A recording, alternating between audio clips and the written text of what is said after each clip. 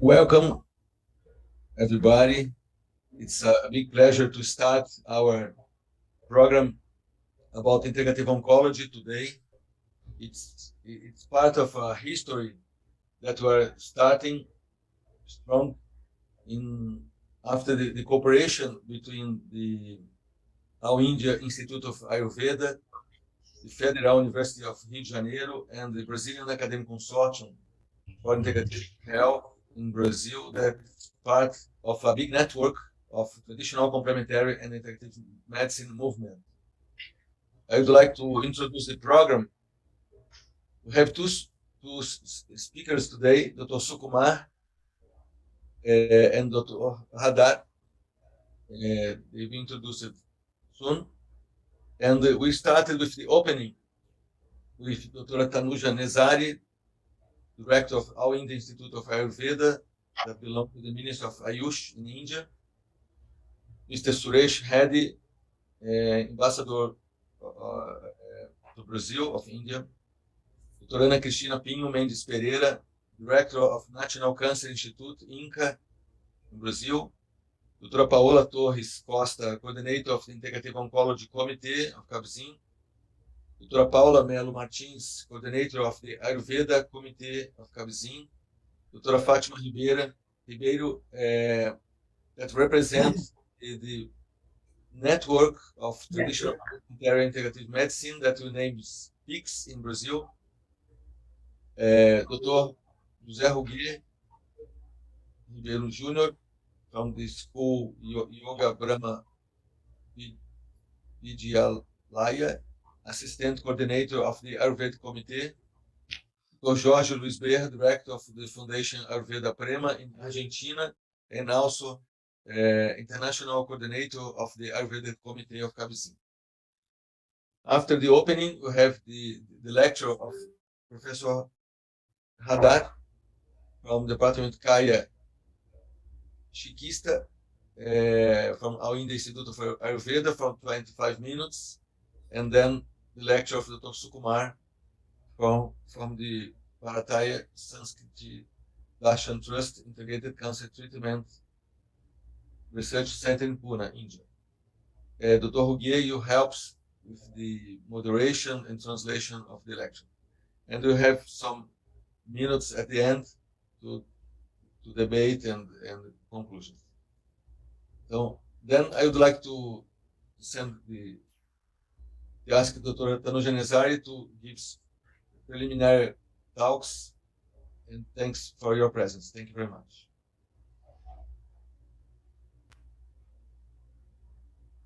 Thank you. Yeah, Namaskar. Good morning and good evening to everyone. At the outset, I would like to congratulate CABZIM and our partner, MOU partner, University Federal Rio de Janeiro, and Dr. Ricardo Gelman,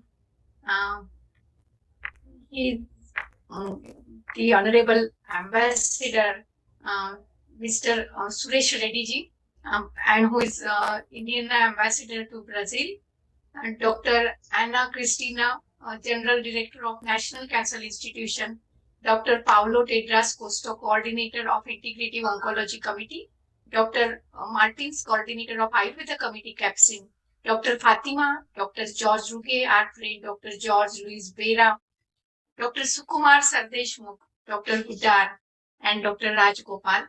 It's a great pleasure, honor, and it's our privilege to have this conference, and as under the MOU activity, this webinar, we can say, has been organized to understand, to discuss about contribution of Ayurveda to integrative oncology.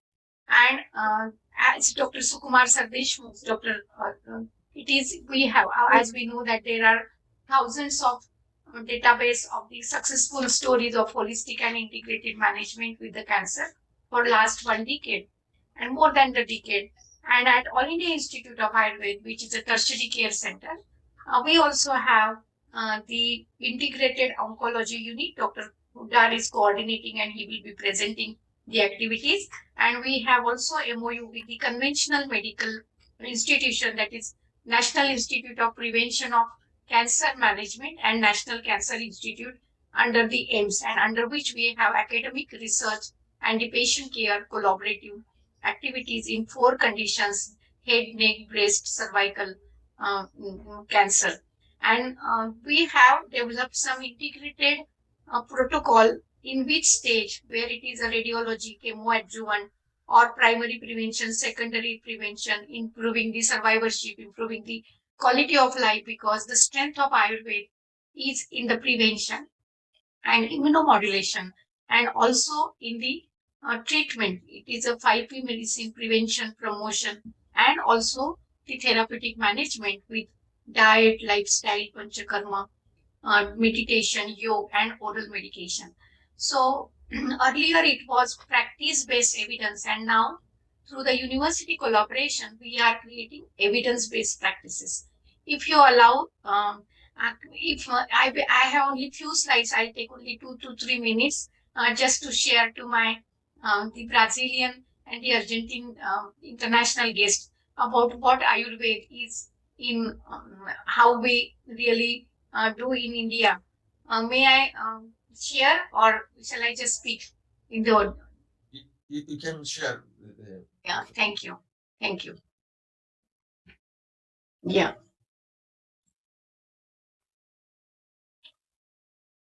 Can you see the slides?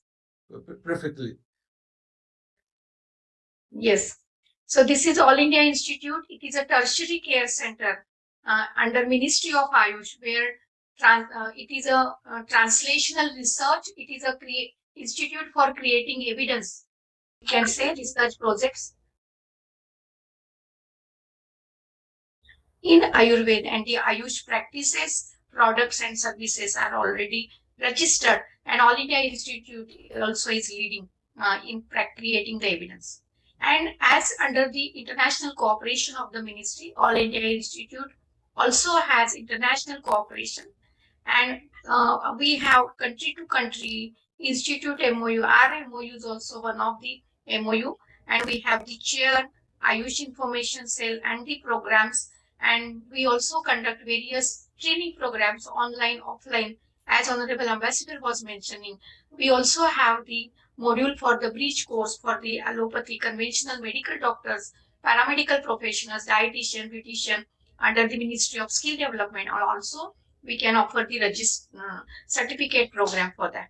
This is dedicated to the nation, All India Institute, none other by our Prime Minister, with the 3 visionary verticals: academic, tertiary care, and postgraduate research institution.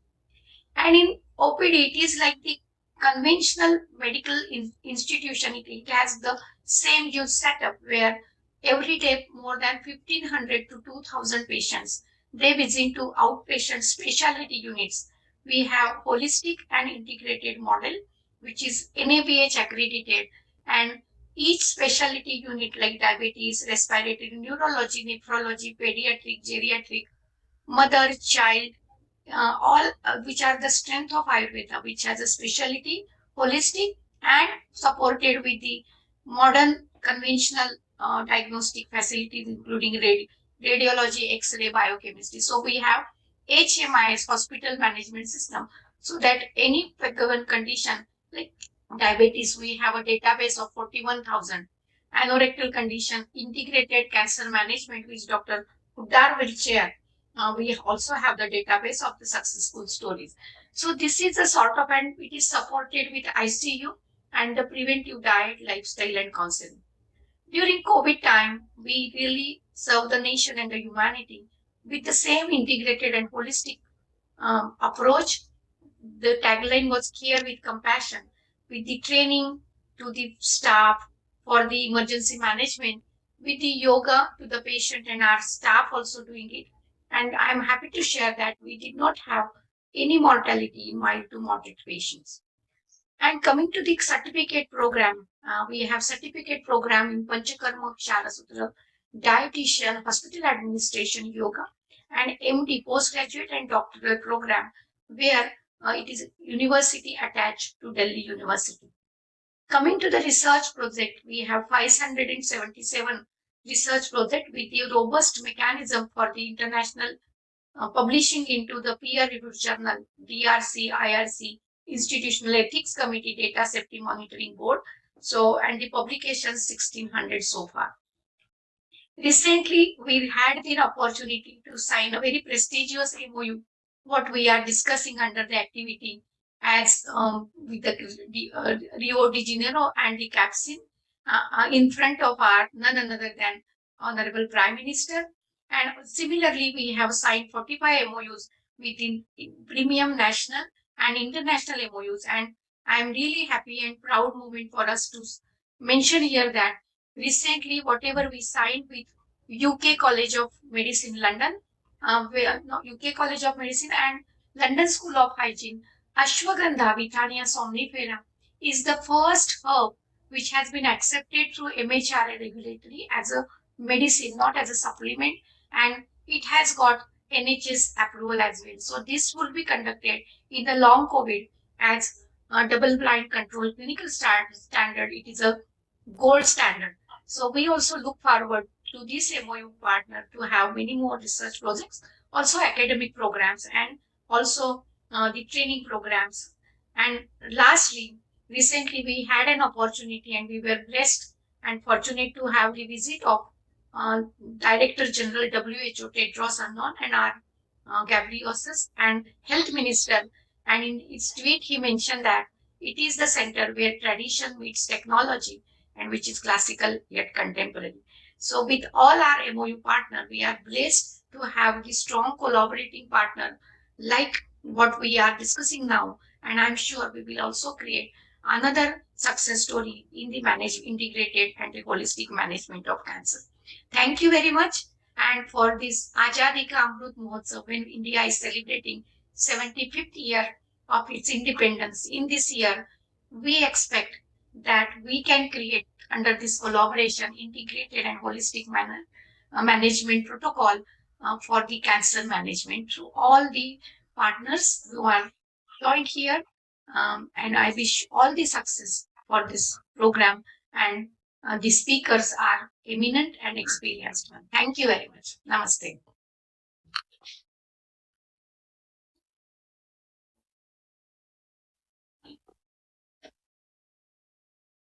Thank you very much, Dr. 𝗂𝗵𝗺𝗃𝗃, for your expanded introduction, and then you can see the opportunities that come from the future.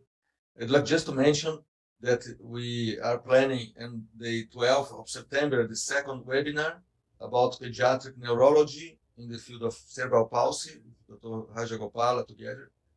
Yes. And also the interest to promote the project with long COVID with Federal University of Rio de Janeiro and Federal University of São Paulo. And now we are developing the integrative oncology. Looking forward. Thank you. Looking forward, yes. Well, I would like to pass the talk to Dr.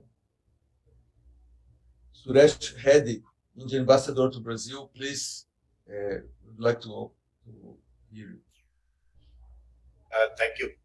Thank you, Dr. Ricardo. It was really a pleasure to listen to Dr. Tanuja sharing the good work which is being done by All India Institute of Ayurveda. Now, I've been here for 2 years, and it has been really impressive to hear the connect between the region. And since I'm the ambassador for India and Brazil, I'll specifically mention about Brazil and India in the field of Ayurveda. And when I first heard about CAPSIN, I was even more impressed. I was really impressed to see the way this engagement, this partnership, this collaboration was happening between the Ayurveda practitioners in India and the Ayurveda practitioners in the field. And as I was mentioning, when our minister was here recently last week, we had a good discussion with the Brazilian authorities on how we can strengthen this partnership, how we can take it to the next level.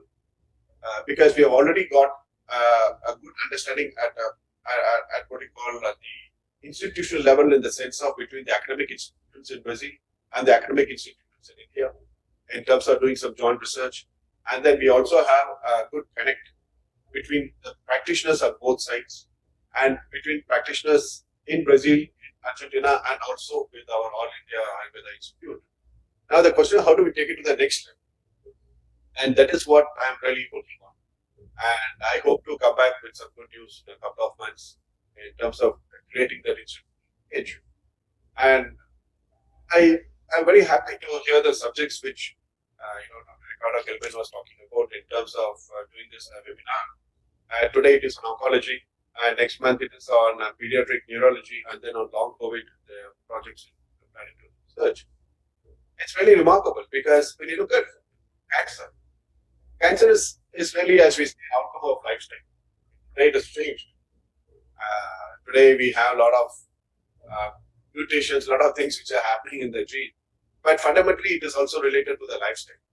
And that is why the Ayurveda has a very critical role to play in terms of supporting your recovery process.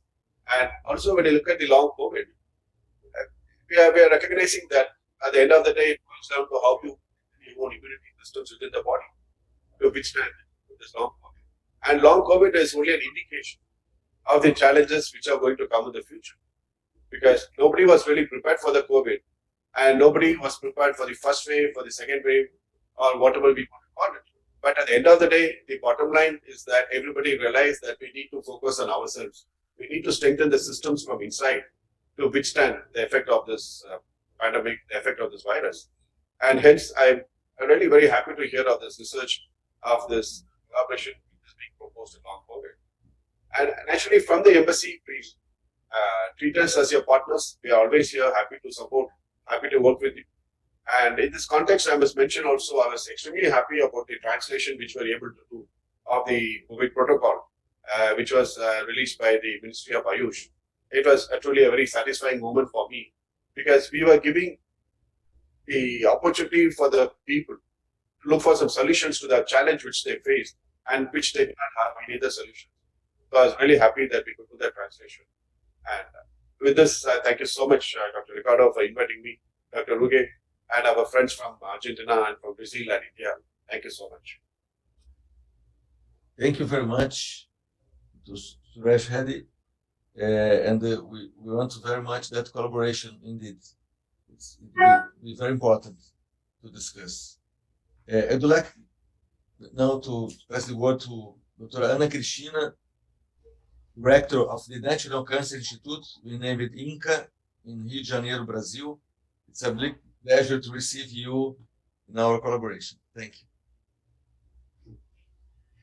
Recording in progress. This meeting is being recorded. Okay, we know it's being recorded. Yeah, we understand that. Okay. So, Sukumar, bom dia a todos. Cumprimentando Sua Excelência, o embaixador da Índia no Brasil, Sr. Sardeshmukh, e o professor Sukumar Sardeshmukh, a quem eu tive o prazer, a imensa honra de receber aqui no Instituto Nacional do Câncer no Rio de Janeiro. Eu cumprimento a todos os componentes dessa abertura. Inicialmente, eu começo, Guilherme, parabenizando o Consórcio Acadêmico Brasileiro de Saúde Integrativa, o CAPSIM, pela oportunidade de podermos aprender com o professor Sukumar, esse grande nome mundial da Ayurveda, com ênfase na oncologia. Tenho certeza de que temos muito a aprender com o professor Sukumar, que, como dizemos aqui no Brasil, tem a medicina na veia, já que sua família tem se dedicado à Ayurveda há gerações. Mas, além do conhecimento desse sistema médico milenar, eles também se dedicaram ao controle do câncer ao criarem o Bharatiya Sanskrit Darshan Trust Integrated Cancer Treatment and Research Center. O centro parece ter muitas similaridades com o nosso Instituto Nacional de Câncer, atuando em diferentes áreas do controle do câncer, prevenção, diagnóstico e assistência, inclusive a usuários que moram em outras localidades. Claro que nós não temos o tratamento ayurvédico. ainda. Ao escolher sermos profissionais de saúde, incluindo o professor Sukumar e sua família, tínhamos em mente fazer o melhor para os nossos pacientes, comprometendo-nos a cuidar da forma mais apropriada de quem nos confiou o seu bem mais precioso, a própria saúde. O Ayurveda vai ao encontro de nossos conceitos de um sistema de saúde ideal, sendo preventivo, preditivo, personalizado e participativo. Muitas vezes também atingimos uma grande especialização, tratando uma parte ou um setor, uma região da pessoa, sem observar as circunstâncias de sua vida. O Ayurveda, assim como outras práticas tradicionais de saúde, enfatiza o caminho da observação integral do indivíduo como uma forma de preservar a saúde, ou seja, a visão ayurvédica já recomendava uma abordagem individualizada que hoje em dia vemos ser de imensa importância na medicina. É fundamental lembrar que a Ayurveda é um sistema médico com ensinamento passado de mestre a discípulo há milhares de anos e que na Índia teve seu ensino sistematizado por meio de faculdade e pós-graduação. Com o avanço científico atual, é possível aprofundar e investigar como o Ayurveda pode colaborar e acrescentar às abordagens da medicina tradicional, inclusive na área da oncologia. Nós precisamos, especialmente nessa área, trilhar o caminho da pesquisa clínica e da pesquisa básica, tendo a ciência como forma de harmonizar diferentes visões de mundo e ampliar a nossa capacidade para controlar o câncer. Isso não só na parte de prevenção ao câncer, já que sabemos que a Ayurveda aborda a importância de uma rotina diária adequada para mantermos a saúde, mas também no suporte e na melhoria da qualidade de vida do paciente em tratamento oncológico contemporâneo. O INCA, parceiro do CAPCIM no Comitê de Oncologia Integrativa, tem planejado o ingresso das práticas integrativas aos tratamentos prestados no Instituto. Por isso, acredito que hoje será uma enorme oportunidade para todos nós, já que o professor Sukumar tem tanto conhecimento desses dois mundos, né? O dia a dia no hospital, com assistência oncológica contemporânea e a vivência como médico de Ayurveda. Então, será uma imensa, imperdível oportunidade de aprendizado. Certamente, teremos muito, muito a aprender. E agradeço mais uma vez, já tive a oportunidade de agradecer pessoalmente, mais uma vez, professor, agradeço pela sua disponibilidade em nos ensinar. Sendo assim, reforço que somos entusiastas da oncologia integrativa e esperamos que este campo de conhecimento, assim como a própria Ayurveda, se fortaleçam no Brasil. Desejo a todos um ótimo evento. Namaste. I'm speaking English because our colleagues here, but thank you very much, Ana Cristina. If you allow, you can send the message in English to the group in India that couldn't follow us. I tried. Okay, end it together, please. Thank you. Now I'd like to ask for Dr. 𝗦𝗿𝗀𝗃𝗺𝗵𝗺, professor of the Federal University of Ceará, coordinator of the Oncology Committee of the CAPCIM, to give your words. Please, Paola. Good morning, everyone. I would like to express my happiness that we are all gathered here in this magnificent event. I begin by thanking everyone who organized and made this event possible. I would like to emphasize that this dialogue between clinical oncology and Ayurveda opens the frontiers of treatment for the person who experiences cancer in his or her life.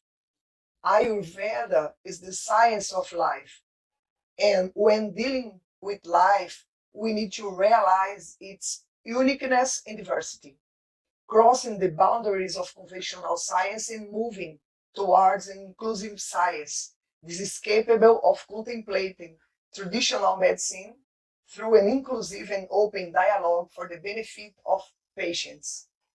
I thank my friends at the consortium for the opportunity to coordinate the oncology committee, where there are so many colleagues from whom I have deep admiration, and finally to thank Dr. Sukumar and his entire team for introducing us to this meeting. I would also like to thank everyone who has promoted advances in Ayurveda in Brazil, and the National Cancer Institute for always having generously and innovatively supported advances in integrative health in oncology. I consider myself a lucky person to have had the opportunity to learn and practice a little Ayurveda and to introduce this approach at Instituto 𝗦𝗂𝗵𝗵 for need patients, allowing my students to get in touch with this type of approach, which has a huge role in the humanization of our services in medicine. Thank you, everyone. Namaste. Thank you, Dr. Paola, our friends. And before ask Dr. Paula 𝗦𝗂𝗵𝗵𝗺𝗂𝗵, coordinator of the Ayurveda Committee, to talk, I'd like just to bring the importance of Dr. 𝗦𝗂𝗵𝗵, to invite Dr. Sukumar to Brazil and allow us to promote the integrative oncology in this moment, because the idea would be that we develop integrative oncology with our in the Institute of Ayurveda in the future, but Dr. 𝗦𝗂𝗵𝗵 bring soon that opportunity, then we have to launch everything together. Thank you.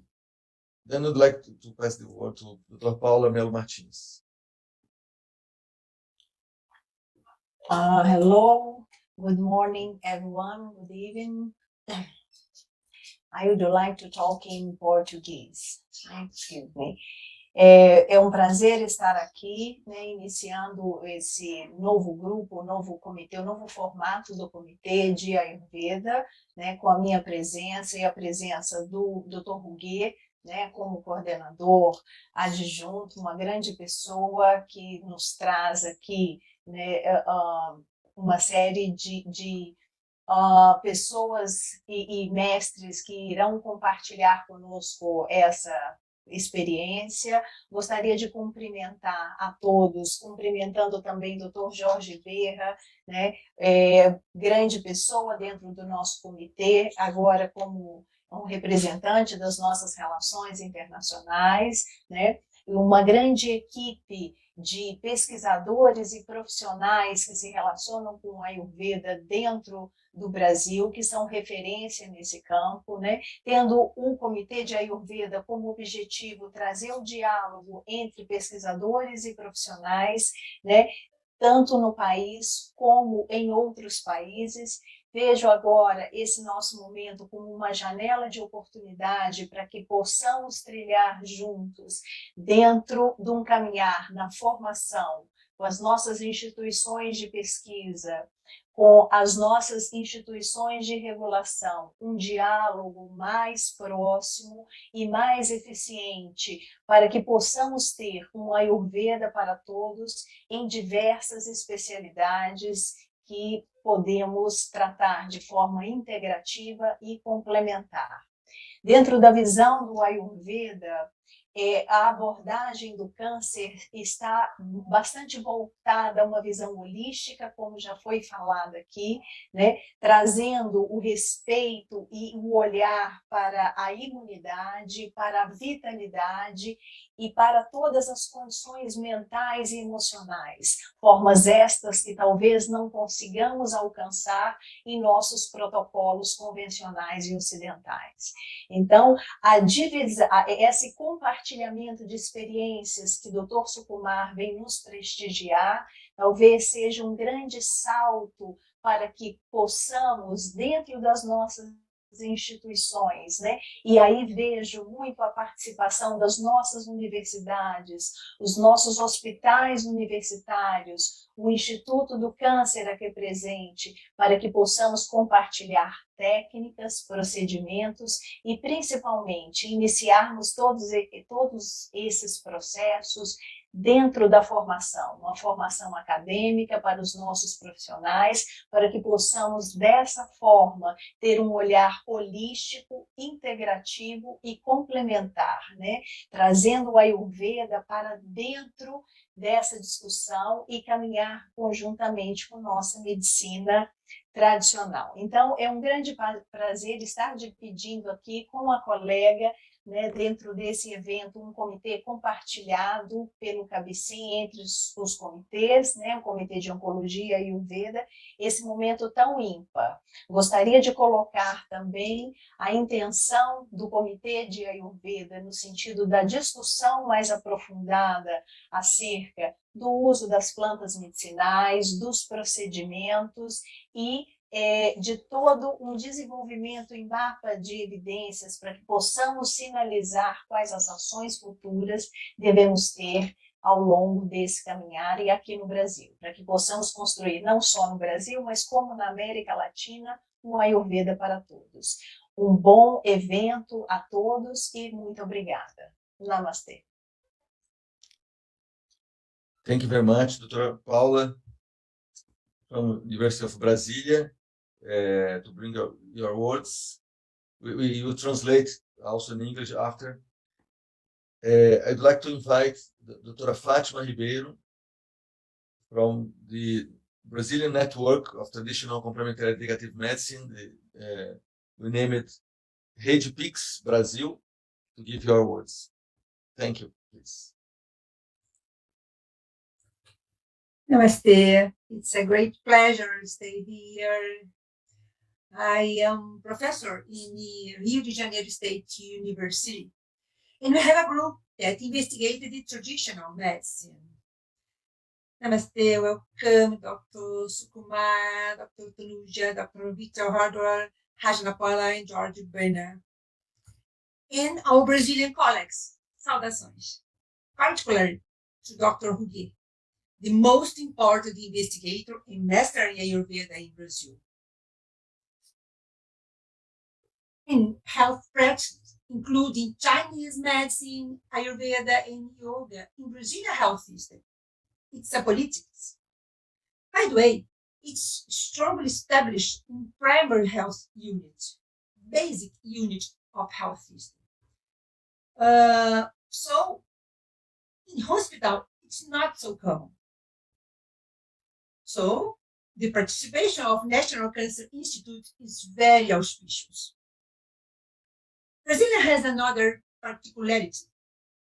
Have a social network, we call it PIX network, like Ricardo talk.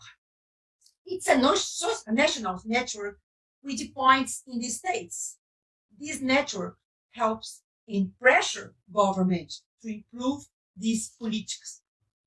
It's funded by university, health system, professional self-employed, and other interests in the topic. We think it's a very important, this relationship. This moment is very auspicious for us. Brazilian institutes, India institutes, and Argentina institutes. It's very auspicious, important, and we're so happy to participate. So we wish good work and good future for us. And this network is very happy to stay here with all of us. Namaste. Namaste. Thank you very much, Fátima. You'll be very important to spread in the network all that discussing that in the Brazil. Very important. Now I'd like to invite Dr. Jorge Berra from Prema Ayurveda Foundation in Argentina, and as Paula mentioned, work with our Ayurvedic committee in the international relationship. Thank you very much to come and to bring the Argentinian group with us. Hello, Ricardo. Thanks to everyone. Very happy to be here.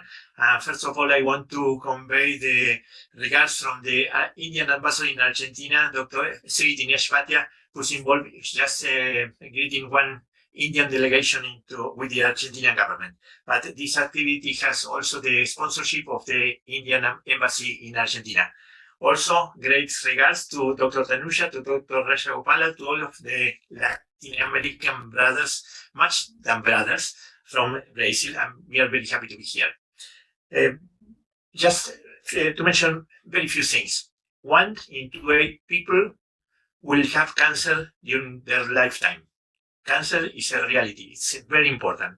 And if we think about Ayurveda, there are 5 stages where Ayurveda could be very helpful. First of all, WHO says that 50% of the cancer are related with food. Then food, all is a very broad field of activity from Ayurveda. Second, in diagnosis, some patients come to us for other topics, for other diseases, and we diagnose cancer. We must work jointly with the oncologist. That's very, very important, because some people come to Ayurveda because they don't like modern medicine, but we are working in the integrative field, and this we must have in consideration. Third stage is the stage of after diagnosis, the patient must undergo chemotherapy, surgery, or radiotherapy, and we will help with immunity and with all the things that we in the Ayurvedic field we know that is to balance Vata, for example, just broadly speaking.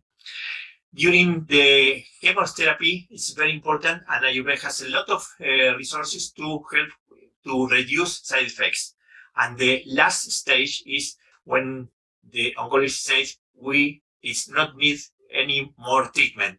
And we know from the Ayurvedic field that there is the possibility and the need to conduct detoxification procedures and also Rasayana therapies.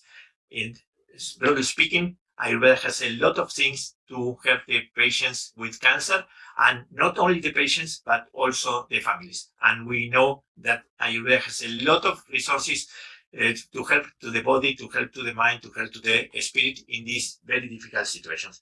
Dr. Sardeshmukh, very happy to have you here. Dr. 𝗦𝗿, also Dr. Tanuja, Dr. Rajagopala, and all the brothers of 𝗵𝗵. Very happy that we from Argentina have a lot of people attend this seminar. Thanks for all. Thank you very much, our brother Jorge Berra.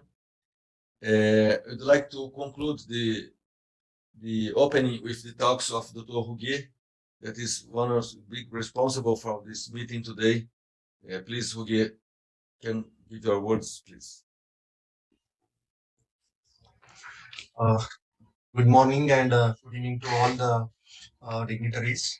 First of all, I would like to thank the organizers and our director, Professor Tanuja. Yeah. Sorry, Dr. Am I audible? No, sorry. We need just to conclude with the talk of Dr. 𝗦𝗿𝗵 very, very quickly. Oh, sorry. I heard my name. That's why I started. Sorry. It's just 1 minute. Sorry. Namaste to all. Congratulations for this event.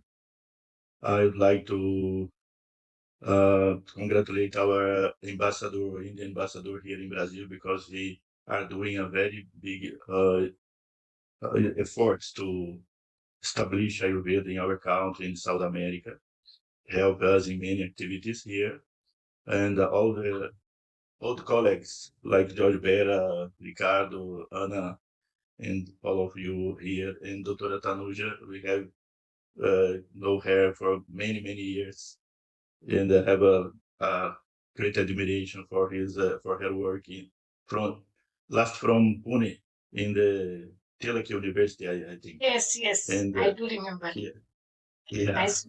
for many years, around 20 years till now, in this very important work she are doing. Millions of people get cancer every year. Millions of people die every year from cancer. Many people don't say the word cancer for fear of declaring is something mysterious. But cancer has a lot to do about food, lifestyle, and choices. And Ayurveda has a lot to contribute. May this cooperation grow and bring about many benefits for all humanity and the planet. In our clinic experience, serving hundreds of cancer patients, supporting Ayurvedic treatment, we have not a huge difference between patients with conventional treatments alone and with Ayurvedic treatment.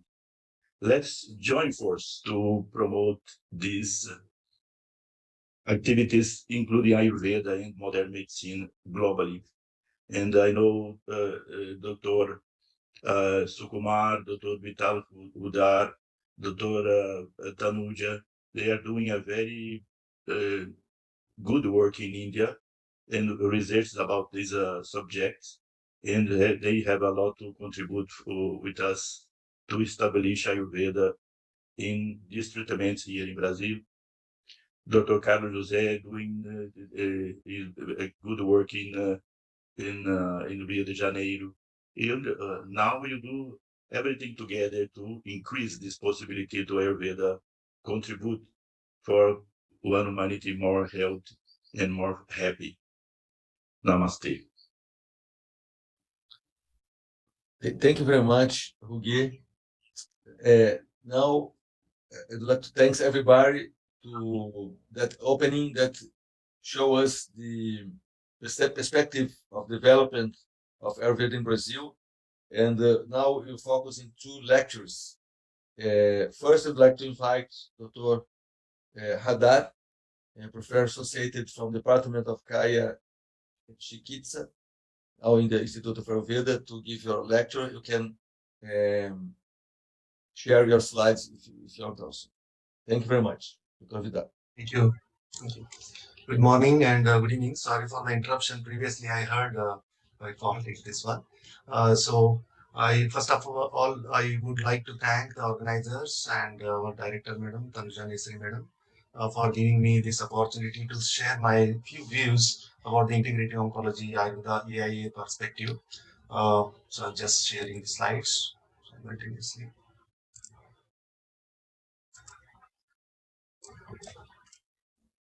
Is the slide visible? Perfect. Yeah. So I welcome you all again.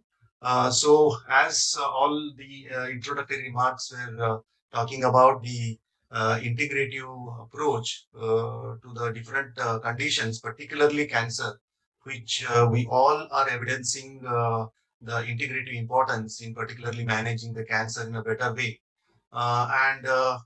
In this regard, we would like to highlight how the integration can be done and what we are exactly doing at All India Institute of Ayurveda right now, and few of our experiences at this platform within 15 to 20 minutes. As all of we know, the integration is required because, as all of we know, that this is the 21st century. It's a deadly challenge is spreading drastically in 21st century, and most dangerous killer in the world, according to the World Health Organization. And sure shot cure still is awaited here. In such a condition, there is an option of alternative medicines for a better management, improved survival and symptom control, less anxiety and depression to the affected patients, and reduced use of chemo at the end of life, and improved family satisfaction. And the important one is the quality of life of the patients, and improved use of healthcare resources. So as we can see, the raising of these lines up to 2035 is predicted. Both the new cases and the deaths in both men and women are consistently increasing. So there is some alarming situation. At any point of view, we need to work hard on managing the cancer, either by individual medicine or either by the integration, which is best possible ways. So World Health Organization has also, since long time before, it is highlighting on the health services should be integrated and people-centered, and improving the patient's quality of life is also an important goal. This can be achieved by support your palliative care and psychosocial support. Many such instances are there where WHO has given. So bringing together the strength and to balance the weakness inherent in different system of healthcare. So this is important. We need to identify our strengths and the weaknesses both. Wherever possible, we have a strength. There we can integrate well, keeping the patient perspective, and cancer prevention and control in the context of an integrated approach. That is the government levels and everything here, the recommendations have been given and the emphasis has been given for the better management with integrated management. So just in a few minutes, who are very new to this Ayurvedic perspective, just we understand how we understand this cancerous conditions. Just I will not much go in detail. The names just I wanted to highlight here. So in cancer, in Ayurveda perspective, we consider the few names. It's not all the things, but just for a primary understanding. So Arbuda is a one condition where a palpable non-separative mass is very well explained in by the acharyas thousands of years ago. Another word is the gulma, which is a palpable masses, particularly in the abdomen and the visceral masses. And granthi is the another word, same as arbuda, but suppurating, amenable to many conditions. And vidradi and dushtavrana is another condition where the non-healing wounds, raised edges, fragility of the tissues, likewise. And the visarpa is another condition where description suggestive of malignant pathologies where internal spreading of the cancerous conditions. Dhatugata Jwara, Pandu will not be going in much detail. These are few of the terms. What I wanted to say in this slide is, so it is many terms which have been connected with the understanding of cancer and its management. However, at last, as per the system involved and the presentation of the patient, we assess the patients based on the dosha status at different situations. So here, all the three doshas, they are called as body humors, vata, pitta and kapha.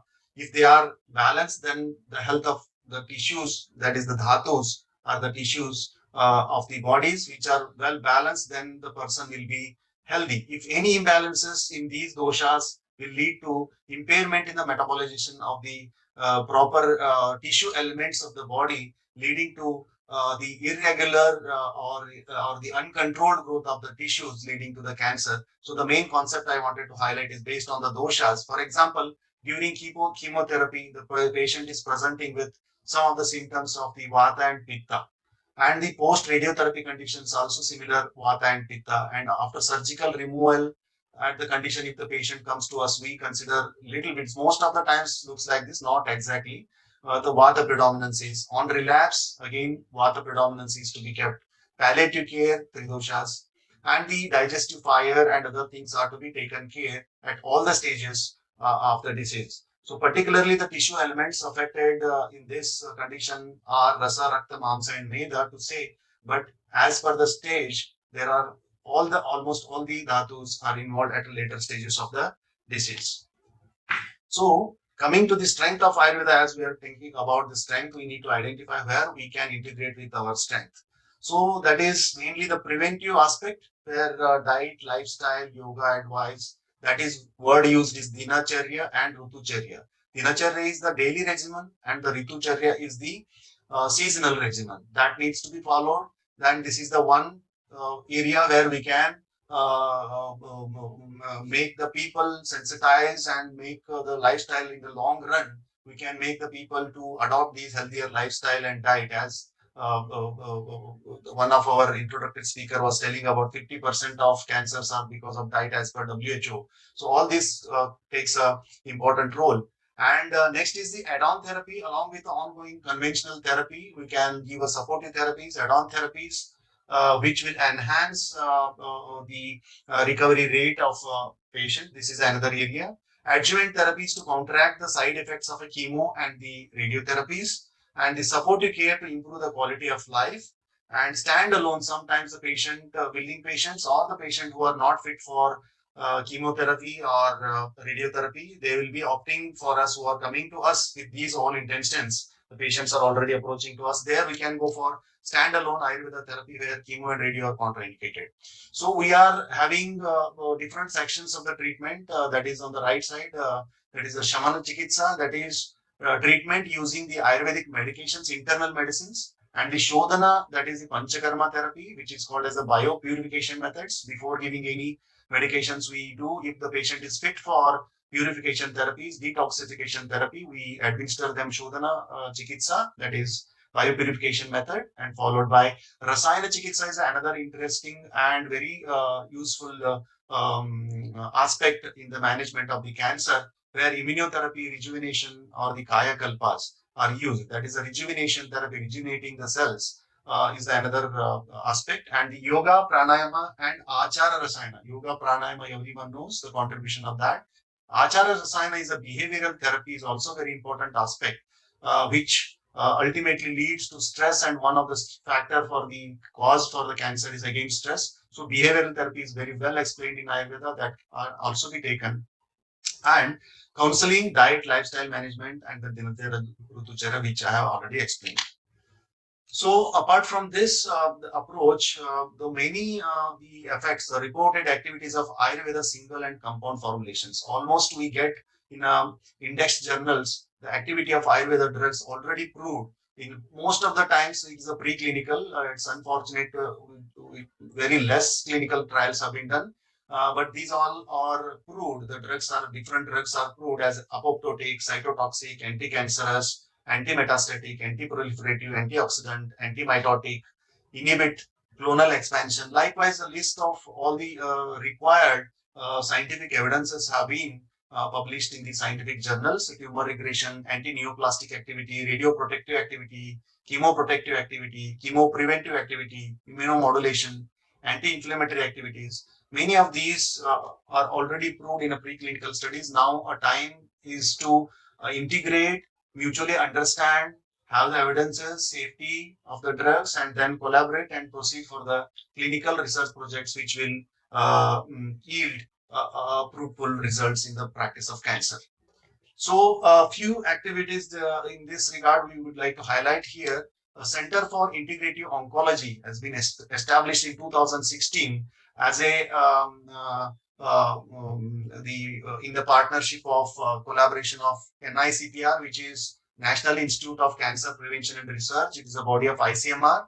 With All India Institute of Ayurveda, it has been established in 2016, and till now it is working progressively. And under that umbrella, Integrated Cancer Care Unit has been in All India Institute of Ayurveda also running since 2017.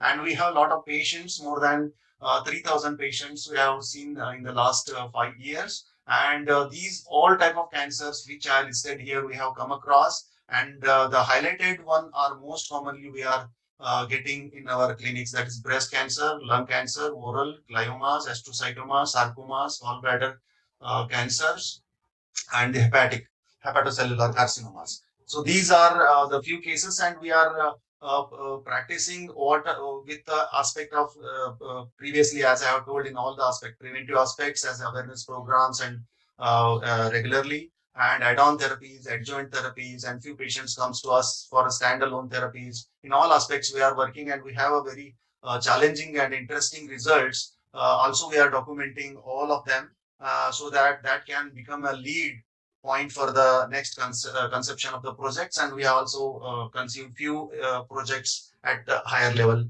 of institutions. So few of the activities which Center of Integrative Oncology at AI has taken is Integrated Cancer Care Unit, established as I have shown previously, and patient awareness programs we are regularly conducting at World Cancer Day every year, and in between as and when required. And Jeevaniyam, a national seminar and workshop, both have been done. It was very exhaustive and very meticulously done, Jeevaniyam seminar as well as the workshop to integrative management of cancer, where all over the country the experts have been called for, who are expertise in Ayurveda, and also allopathic people from All India Institute of Medical Sciences, Delhi, and many other places, Tata Cancer Institute from Mumbai. All the resource persons were there, and it was a very the work has been done, and now we are in a process of almost it has been developed. Now it needs to be validated. The integrative protocols based on this workshop we have developed. Then was sample I will just going to show there. CME on integrative oncology separately has also been done, coordinated by Rashtriya Ayurveda Vidyapeeth and funded by the Ministry of Ayush. And we are in the process of launching a Ayush Journal of Integrative Oncology. Recently, we are launching to make a better platform for the successful case stories and researches. And collaborative research projects are also going on presently with All India Institute of Ayurveda and All India Institute of Medical Sciences, Delhi, on breast cancer. And we are in a process of receiving in lung cancer also. And another, we are strengthening the network for Ayush cancer care. So there, with the help of the Google Forms, we are collecting the strengths of different practitioners all over India, where they are able to generate the evidences and they can come up with a particular platform and they can be taken further for a good cause. That has been now again we are strengthening that in a different platforms also. These are few of the activities, and this is the one sample of the integrative protocol which we have developed here based on the categorization and the stages of the conventional medicine which has been done already. What they are doing, keeping it in mind, we are where exactly the patients are coming to Ayurveda and in what conditions, what strategy of line of treatment can be done, where our limitations are there, where to go for conventional, where to go for Ayurveda, where to go for combined therapies. All these type of for each cancer, mainly of 4 cancers we are concentrated initially, 5 to 6 strategies for different conditions in each cancer has been developed, and in future we are making it refined and making it practicable and validated. So this is another milestone in the cancer practice, that is Center of Ayurveda and Integrative Oncology, CAIO, which is just now we have yet to start. That is the center at National Cancer Institute, Jajjar, which is a part of the All India Institute of Ayurveda, All India Institute of Medical Sciences, New Delhi, where with the objective to undertake the cancer management by integrative Ayurveda principles and practices for a better patient care. Whatever we have thought, with that intention only, this center has been taken with a high ambitions with a better outcomes in terms of line of treatment, protocols, and the researches, collaborative researches. So these are the proposed activities in that is multidisciplinary care to cancer patients, integrated management of the cancer patients with a holistic approach to provide panchakarma therapies, that is biopurification therapies for the cancer patients, to provide awareness and to sensitize the public and cancer patient, and IEC activities for general public for the awareness purpose, and integrated academic activities to sensitize, orient paramedical staff, nurses, PGs, PhDs, and faculty. This is the one key aspect which we thought there, because integration, without the integration of the faculties, understanding the difference, both sciences, what are the strength and weakness each other, without understanding, integrating the faculties first, it is not possible to integrate the line of treatment. So we are meticulously working with the oncologist and sharing our strengths and weaknesses. So on the same side, with that, which will be a step way forward for us in future. So integrative research projects already has been taken, and we are expecting with the evidences at National Cancer Institute, we are going to consume more and more collaborative researches. So this is the model of integration which we thought, and it was being discussed, and we have agreed. Screening of the patient will be referred. It will be going to the conventional treatment first, and then there will be given the strength and weakness, which type of patients are to be referred, and where is the strength of Ayurveda. It's well understood by the physician who is primary physician looking the oncologist, and he will be referring those patients to this center, and the best possible treatments we are planning in discussion with them, and the evidences later, what I have told, based on the protocols and the researches will be taken in further. So the possible contributions of the integration, that is management of undesirable effects of the chemotherapy and radiotherapy, as I have highlighted earlier. Improving the quality of life is another intention. Reducing the disease symptoms, reducing the progression of the disease, that is progression-free survival, reducing the risk of relapse. So these are with these intentions it has been done. And we are also working with these few cancer conditions, most common cancer conditions, where publications, how many publications in indexed journals have been done, and how many are preclinical, how many are clinical in that, and what activity on which drug has been taken. The work is already going, almost completed for the 4 cancers, and this is another activity we are doing there. And many other conditions are there. I will not be going in detail as a short of time. These are few of the publications I would like to bring to the audience about the published works, which are already evidenced in different aspects. Very interesting publications are there. Based on that, we can proceed further also. and this is another, that is the analysis of the marker enzymes activities clearly indicates the anti-tumor efficacy of 𝗦𝗂𝗂𝗃𝗵𝗺. It's a nut extract on the, so this is many drugs have been, piperine, pipali has also been worked a lot about, berberin also, and many other things are there, just with a short of time. So I would like to just AIA perspective, how we are understanding and how the opportunities we are taking and proceeding further. Thank you. Thank you all. Thank you very much, Dr. 𝗦𝗂𝗃𝗵𝗺. If you could keep after the presentation of Dr. Sukumar, we'll be open to questions for you also. Thank you very much. Thank you. Then we have now our second lecture from Dr. Sukumar. I'd like to ask 𝗦𝗂𝗃𝗵𝗺 to help in the translation also, as you did some time ago. I'd like just to Namaste everyone. It's a pleasure and honor to be in front of all the stalwarts. Firstly, I'm honored to be with Dr. Tanuja Nisrina, the director of All India Institute of Ayurveda. Also, I'm thankful to all the stalwarts who have joined here, to Dr. And also thankful to the ambassador of India to Brazil, Mr. Reddy, and all the stalwarts here. Thank you, Dr. 𝗦𝗂𝗃𝗵𝗺 sir, as well, who has been a strong supporter of promoting Ayurveda in different parts of the world, especially in Brazil, in integrative oncology. Can I share? Yeah. So before starting, I would like to first tell you that we have an institute in Pune, which is called as Integrative Cancer Center Institute in Pune. We are happy and proud that we are the institute in India under the Center of Excellence of Ayush Ministry. And we are also been working from last 9 years with the Tata Cancer Institute or the Tata Trust, which is one of the leading chain of cancer hospitals in India. And I would like to share some things before that, going before to this slide, that we were happy and we were proud that some years before the Ayush Ministry had recommended our name to the National Geographic Channel, who had come to India to talk or to work more on the Ayush or on the cancer perspective.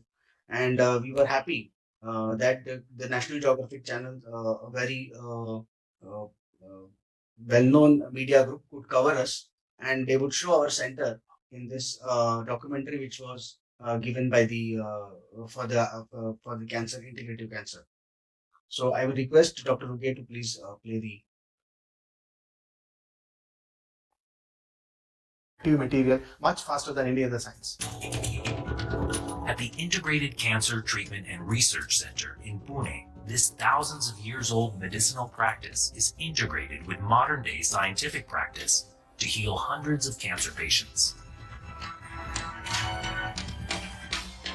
In India, almost 556,400 people die annually due to this deadly disease, with 700,000 new cases reported each year. Here, the patients are first administered radiation therapy, which kills cancer cells, but triggers adverse side effects, thus bringing down the overall vitality of the body. To counter this, a series of Ayurvedic therapies are given, which restore the vitality and necessary balance in the body.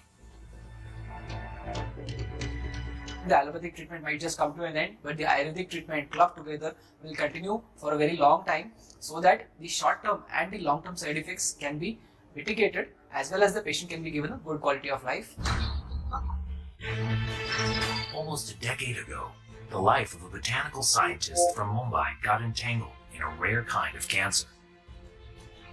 𝗦𝗂𝗃𝗵𝗺, a happily married woman in her late 30s, was diagnosed with cortical thymoma, a rare cancerous tumor located near the heart.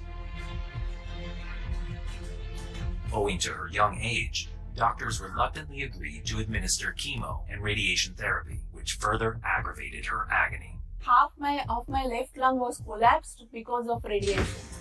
Distressed mentally and physically, hopelessness engulfed Rijuta as she began to wind up her life with a maximum time frame of 6 more months to live. Suddenly, our happy family came to an end. Yamraj was sitting next to me, and I could see my small son growing up without a mother. This was like I had no ground under my feet. Unwilling to let her go without trying the last available option, her husband brought her to this institute, wherein she was introduced to Ayurveda. Doctors here treated Rijuta with an ancient method of 𝗦𝗂𝗃𝗵𝗺𝗂𝗵 and 9 cycles of panchkarma. 𝗦𝗂𝗃𝗵𝗺𝗃𝗵 is a very important treatment in Ayurveda. So we treated her with that treatment and panchakarma treatment for 9 times. Speciality of panchakarma treatment is that it is a detoxifying treatment. So it removes toxins from your body, and after taking panchakarma, your cells start growing normally. Rijuta survived. It's been more than 10 years now. 10 years and 8 months from the diagnosis of cancer as today. I think she should consider herself cured of cancer, but suffering from the side reactions of earlier radiation treatment and chemotherapy. My cardiologist says with so much of radiation and chemo, your heart is really in very good condition.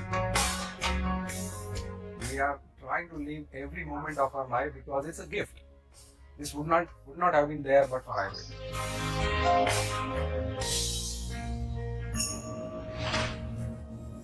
It is believed that diseases came with the origin of human existence on the planet.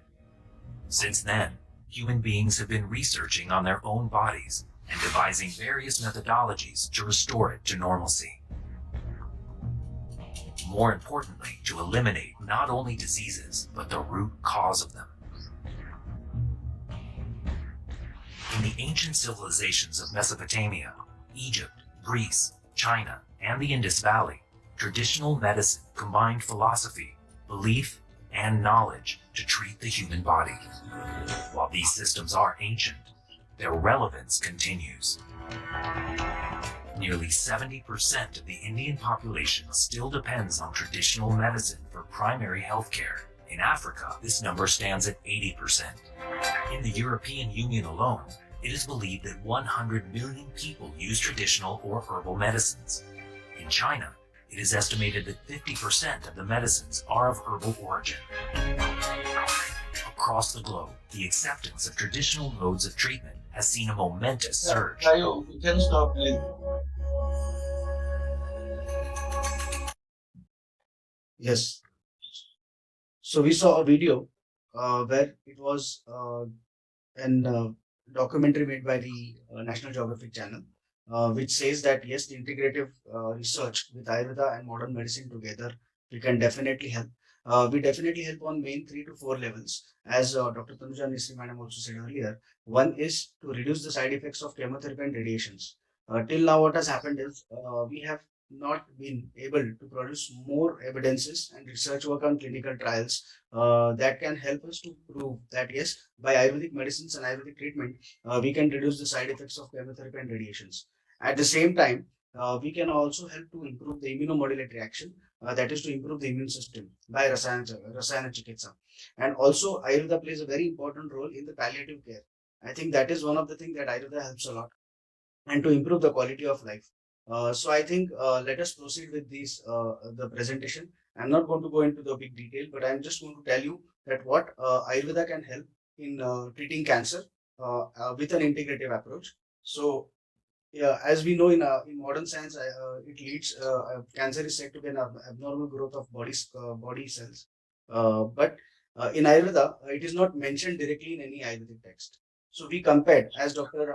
Havdar also said, we compared, or we have the similar type of conditions and diseases that we can compare it to, like Arbuda, Vidradi, so like tumors or any type of abscess or any type of viscer or cellulitis. So there are different names that we can correlate it with. according to the Ayurvedic text. So basically, it is also a concept of 𝗦𝗂𝗍𝗵. 𝗦𝗂𝗍𝗵 means it is a concept which has been told in Ayurveda that cannot be treatable. So it is a compilation of all diseases that come or the symptoms that cannot be treatable. So it contains under that. So we have to find the causative factors. We have to find the because it contains a cluster of diseases and symptoms. And also there are multiple factors which are involved in the pathogenesis. So when we treat cancer, there are multiple factors which are involved in the pathogenesis of cancer. So basically what is 𝗦𝗂𝗍𝗵 that has been also told in Ayurveda. So we can say it as vatavedi because vata dosha is predominant. As also like ascites we can correlate it to udara. Then gulma it can be considered as consolidated dosha dhatu. So why this is a concept of 𝗦𝗂𝗍𝗵 in Ayurveda? Because the criteria is it is difficult to understand, it is difficult to treat, it is leading to death, or untreatable or widespread. According to Ayurveda, this type of disease or cancer disease is usually kashtasadhya or krutshasadhya or asadhya. That means they are untreatable or very hard or they are very chronic to treat the patients. So basically, we should understand if it is local growth, if it is if the tumor which is there or the cancer which is there, if it is on the local growth or it is spreading all over the body. So that means it can be metastasis. So it can be from one part or one organ to another, different organs can spread. So it can be metastasis, and Ayurveda sees it also under that point of view. So basically, I'll give you some examples. We also consider the concept of Roga Marga. Roga Marga means it is either intra-alimentary or extra-alimentary. What is the involvement of the cancer which is there in the body? For example, if we take an example of cancer of stomach, according to Ayurveda, the diagnostic is Amashay Dhatu Mausarbudha. And also the extra-alimentary involvement can be muscle tissue, but the intra-alimentary involvement is the stomach. So like that, we also can have the concept of Roga Marga or the internal parts of the canals which are in the body, and we can, according to that, we can treat the patient. So as we said, there are different approaches. Basically, we have got good evidence-based and clinical work done in especially Hodgkin diseases and also non-Hodgkin lymphomas. So this type of patients, we correlate it with different conditions in Ayurveda as Rasa Rakta Dhatu Jwara, that is fever pertaining to Rasa and Rakta Dhatu, or Rakta Pitta, that is another disorder, another disease which we can correlate it to bleeding disorders. So as Dr. Haddar also said that we correlate or we have the similarity of the diseases or the conditions, we correlate it with different things like edema. In the malignant edema, we can correlate it to Shotha. Malignant wounds and ulcer, we can correlate to Dushtavrana. Malignant nodes, so usually we can see in axillary nodes or usually in CA breast, there is a metastasis in axillary nodes. So it can be correlated to Dushta Granthi, and malignant tumors can be correlated to Arbudha. So likewise, there are different correlations that we can first finalize in Ayurveda and then do the treatment part of it. Then as we say, what are the approaches? First, we have to find the doshas which are imbalanced, then the dhatu dushti, which tissue is imbalanced, then which mala is imbalanced. The most important factor that we always consider in the patient is the digestive fire or the digestion of the patient, which is called as Agni. And the most important thing also the bala of the patient. Bala means if the patient is physically liable or okay to take the Panchakarma Shodhan processes which have been told in Ayurveda, or if the Agni and if Bala is not proper, then palliative care should be suggested. Also, the most important thing is the which Ayurveda suggested is the Dhatupak Avastha.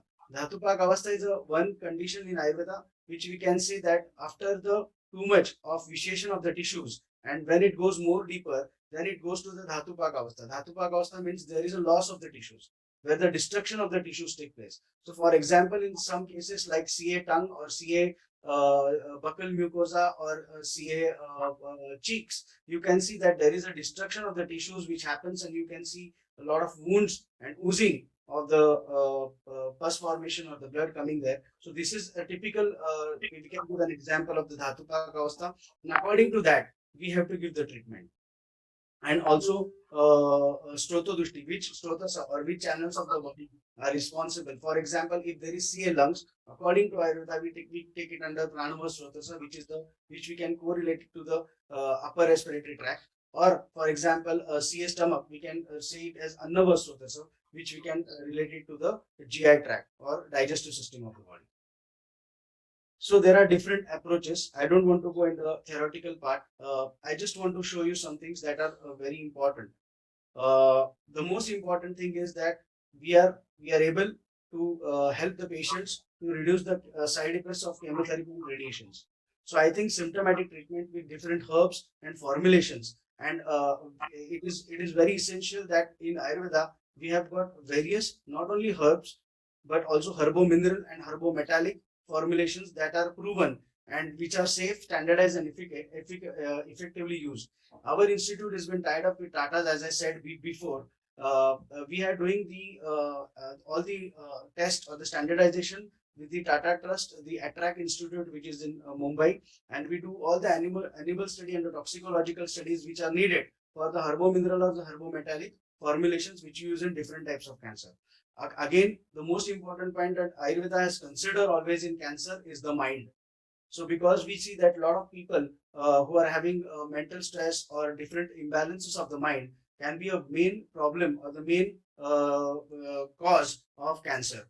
And also the main important thing that Ayurveda should consider and Ayurveda considers is and helps also to improve is the Vedikshamatva, that is the immunity. The people who usually have low immunity can have the problem or the complication that is suffer more, and the spread of the disease can be more easily, like the metastasis in different parts of the body.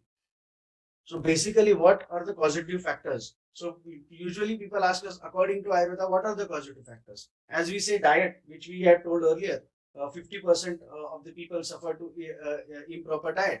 But we can say improper lifestyle changes, improper diet. So what type of diet usually we take? The diet which is too much spicy, the diet which is too much hot in properties, that it affects the Agni, that is digestive system in Ayurveda, and it tries to imbalance the different dhatus from the lymphatic, that is the Dasa dhatu, to the Rakta dhatu, that is the blood tissue, to all the tissues, and the main part is the ojas of the body. It tries to, these all types of food which we eat, which are of hot properties or of heavy properties, they try to affect our digestive system and affect the ojas of the body because they are opposite to all these properties. So we can see also contradictory food is also one of the things which we have given. So there are different hetus. One of the main causative factor we can say that it's upholding of natural urges. There are many people who have the problem of holding the natural urges or day sleep. That has also been told in Ayurveda. Also the causative factors, the main thing which I talked about, the mental stress. So there are different things that we talk about, that is anger, anxiety, fear, greed. So there are things that are responsible as causative factors. Now the main importance is the addiction. So we should also consider that according to Ayurveda, we have also taken vyasana or addiction as one of the main causative factors. So these are the different things we can see. A lot of people, usually in India, in the rural parts of India, have the problem of eating a lot of tobacco on other betel leaf. So they have usually got more problems of oral cancers. So this is, we can find the different causative factors, and which also affects the oja. So basically, past illness. We should not avoid any past illness. If there is any past illness, we should cure it. That's what Ayurveda says. As Dr. Tanuja Madam said correctly, that Ayurveda believes in more prevention than cure. So if you prevent it at the earlier parts, if you have any problems, so we can give an example that usually in CA esophagus or CA stomach or CA small intestines, we can see the past illnesses of recurrent or frequent indigestion or ajirna or hyperacidity problems. So also hereditary is one of the point that we usually see. We have seen many cases, usually in patients of CA breast, that the mother is having cancer, but also the daughter can usually get cancer. So this is an example of the hereditary cancer. So what we do is, usually if the mother has cancer and if she has a daughter, we also do a prevention program for different panchakarma or detoxification processes which have been given, rasayana chikitsa as well as the palliative care. So how the pathogenesis in Ayurveda works, how it works. So all mainly talks about the imbalances affecting the digestive system, because according to Ayurveda, rogai sarvapi mandagnu, anything that happens in the body, any disease or any condition is due to the digestive problem, and then it starts affecting the tissues. When it goes more into deeper into the tissues, it starts having the abnormal growth or the destruction of tissues, and this is how we go towards the cancerous things. So what are the treatment part? So let me tell you that there are different treatment parts. Ayurveda not only believes in giving medicines, but also believes in spiritual treatment. So like the Deva Upasana Chikitsa or spirituality, or also having chanting of mantras. We have done a research in our institute that if you do specific mantras or specific pujas for some type of for specific type of cancer, it definitely helps for their mental health. So this is done. The main important is the counseling, which we also do. The most important thing according to the Agni, that is the digestive system, and the Bala of the patient, that is the strength of the patient, the Panchakarma should be suggested.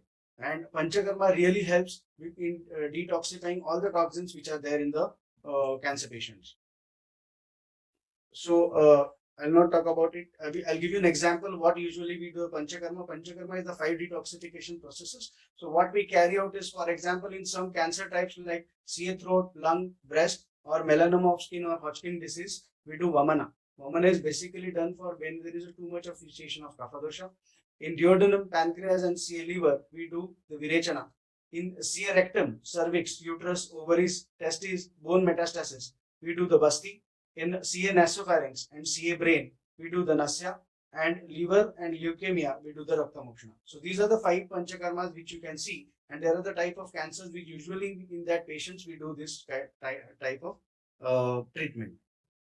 So these are the just examples to you what herbs or what single herbs or herbal mixtures do we use, in which pharmaceutical forms we use. The main is that we are also having a very good benefit from the medicated ghruta or the ghee which has been done, and we have done an extensive research, and I am happy to tell you that recently we did 15 formulations with different pharmaceutical forms in Ayurveda with Tata Trust, and we have got patents for 15 of them.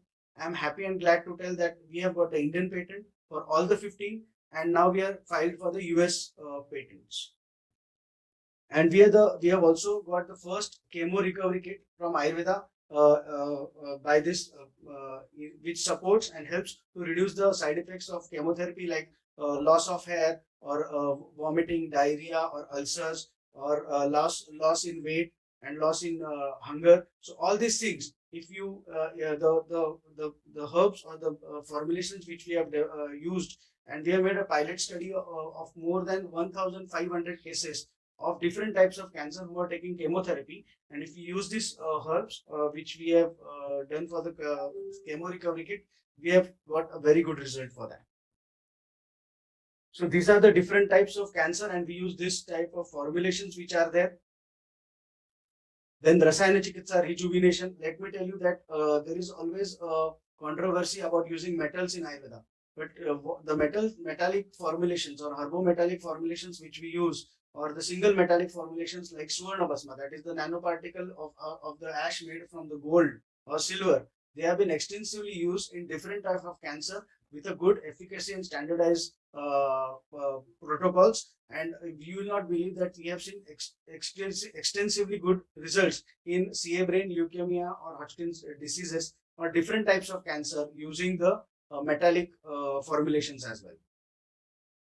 So what is the diet? That is also been told in Ayurveda. What should be contraindicated? That has been also been told in Ayurveda. What should be the beneficial pattern of your life, the daily regime, what you should follow, what you should not follow. So I'll give you a case report. I just want to talk about 2 cases now. So for example, this case is from Germany. He's a patient of malignant melanoma post surgery. When he was diagnosed with malignant melanoma, he came to us. That time the age was diagnosed, it was 48.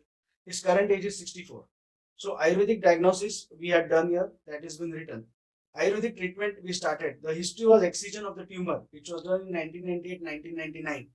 When you come, or if you want, we can give you the detailed reports of these patients as well. So we have more than 16,000 patients data already ready with us.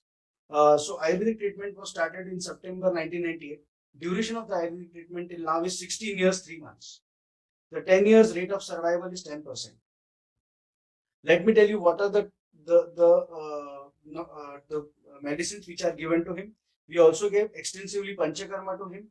He took Panchakarma in this consecutive years of this specific type of Panchakarma which was given to the patient. And you will see what was the gradation before the treatment and gradation after the treatment. So frequent skin rashes, frequent cold, Karnofsky score, which is one of the main thing which can be seen, ECOG, functional score, global score, symptomatic scores. So all of this we have a data and we have the reports done, and we have a good results after gradation after the treatment. The remark by the oncologist is very important for us because we know what Ayurveda has done. So oncologist said that complete remission seen after 16 years, 3 months of Ayurvedic treatment. Patient refused to take chemotherapy, but no recurrence is seen. Even he refused. MRI USD done on annual basis are within normal limits. And current follow-up was done in from 2014. He has been doing current follow-up with oncologists in Germany, and they said that all the reports are within normal limits. There's another case which I just want to share very fast because of the time limit. This is a case of a female. Age of diagnosis was 48. We cannot reveal the names. The current age is 56. It's a high-grade metastatic adenocarcinoma with liver mets. The history was chemotherapy, 6 cycles were given. 4 before starting Ayurvedic treatments and 2 after. According to Ayurveda, we did our diagnosis. Ayurvedic treatment started from 2006. Duration of the Ayurvedic treatment was 8 years, 11 months. Rate of survival, we knew it is 38%. These were the medicines which usually we gave. These were the reports, which were findings of the reports of different years when they did it. Then 2011, when you see only on Ayurvedic treatment and tap endoxin stop, there was no finding. There was no abnormal findings. And also in USG, which was done recently in 2012, there was also no abnormal findings. So that means the patient, we cannot say we cured it, but we can say that yes, we have improved their quality of life. There is some of the other part where the disease have stopped to spread in the body and they are living a normal life. So these were the case reports that was given. These were the scores. The most important thing that people ask the Ayurvedic doctors that what research work and what evidence work have you done? So let me tell you that we are very proud that we have done enormous research work and evidence work. We have many international publications which have been published in very well-known in international journals. So one of them I can give you an example that also the drug standardization, because as we said that the report in JAMA that says that Ayurvedic medicines can cause toxic effects, but here we can prove that in a marine drugs journal in Switzerland, they had published an international paper on pharmaceutical standardization and physiochemical characterization of traditional Ayurvedic marine drug. So this was been published recently. One of the other preclinical research which we had done, which was very important, as we had seen with Dr. Buddhar also said about the oral cancer. So we had given a formulation for gargling for the oral cancer, and we got very good results. And then we published an international paper which was published in the Journal of Herbal Medicine. So antimicrobial and antioxidant potential of a standardized Ayurvedic formulation explains its clinical efficacy as gargles in post-radiotherapy oral cancer. So this is what was we had published. And the most important thing we got published was the effectiveness of combinations of Ayurvedic drugs in elevating drug toxicity and improving quality of life of patients treated with chemotherapy. So to reduce the side effects of chemotherapy, we had done extensively work on more than a pilot study of 1,500 different types of cancers who are taking chemotherapy, giving Ayurvedic treatment side by side, and we have got a very good result in that. And that's why this international paper was been submitted and accepted. So this is what we need to prove now. We need to go hand in hand with the modern medicine as an integrative approach. And thank you for that. This is what usually the work we have done, and I'm thankful again to the Ayush Ministry, especially Mr. Dr. Manoj Nesri sir, Dr. Tanuja Nesri madam, and especially Vaidya Rajesh Kotecha sir, always for being a support to the institute and also to us. I think this was a short glimpse of what work we have been doing, and I'm very happy that recently our chemo recovery drugs was been approved by the FDA, and it was been launched by the governor of Maharashtra, and he visited our institute and he saw that we showed him many cancer patients in front of him with all the reports, and he was really very amazed, and he was happy to see that how Ayurveda can help in different types of cancer. And I'm again thankful to everyone. I just give one small invitation that we are having an international cancer conference on 9th, 10th and 11th of December in Pune, where we are getting all the international stalwarts on integrative medicine who are working on oncology, integrative oncology. And you will be happy that we have already got confirmations from all the stalwarts, and also mainly the Tata Hospital will be one of the main participation in this cancer conference. So thank you everyone for your patient listening. Thank you very much. Namaste. Thank you very much, Dr. Sukumar. Perhaps 𝗂𝗂𝗵 would like to give some comments, or can we open? Sim. Eu vou fazer um rápido comentário em português, como um resumo daquilo que o Dr. Sukumar disse durante a sua apresentação. Bom, ele tem um hospital que já atendeu mais de 6.000 pessoas no tratamento do câncer de forma integrativa. Então, isso tem um peso assim, de estatística, de resultados bastante importante. O que fica muito claro é que não dá para poder tratar ou prevenir com a Ayurveda sem conhecer a fisiologia, a fisiopatologia do Ayurveda. A linguagem não é a mesma. Senão nós caímos naquele conceito. Qual erva é boa para tratar qual câncer? E aí essa não é. Aí o Ayurveda perde muita capacidade de ajudar, de contribuir. Vocês veem que nós tivemos essa experiência no Covid.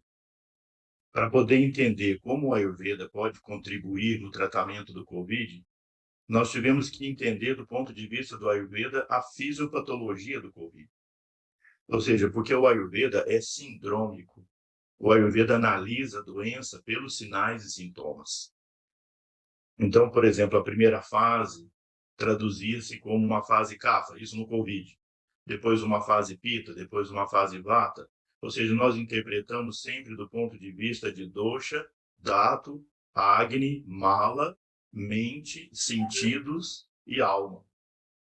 Esse é o conceito. Então, o Dr. Sukumar, no início, ele trouxe a tradução fisiopatológica dos problemas do câncer do ponto de vista ayurvédico.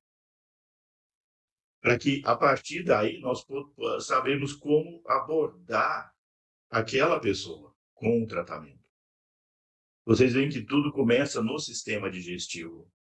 Essa relação entre indigestão e uma doença grave posterior é única no Ayurveda. E hoje isso está sendo também abordado. Então, o foco na visão ayurvédica foi o que ele trouxe de mais importante, e é o que nós, como quando formos fazer trabalhos científicos, nós devemos aprender essa linguagem também e abordar sob esse ponto de vista, para depois, então, demonstrar os resultados, como ele fez aqui. Então, era esse rápido comentário que eu gostaria de fazer. Dos medicamentos que ele propõe, muitas das ervas nós temos no Brasil, porque elas são já naturais aqui, como na Índia. Nós temos aqui na América do Sul, na Argentina também, muitas dessas ervas. Parte desse estudo foi demonstrado naquele protocolo do Covid, mas há muito mais sobre isso. E apenas os remédios com metais é que há, de fato, uma restrição bastante grande fora da Índia, enquanto a Índia não provar que esses remédios são não tóxicos. Porque o argumento é, o modo com que o Ayurveda prepara os medicamentos tira a toxicidade deles, dos metais pesados, e torna-os importantes ferramentas de tratamento. Mas aí depende agora do Ministério Ayush, com os centros de pesquisa, provarem essa não toxicidade, essa segurança dos medicamentos.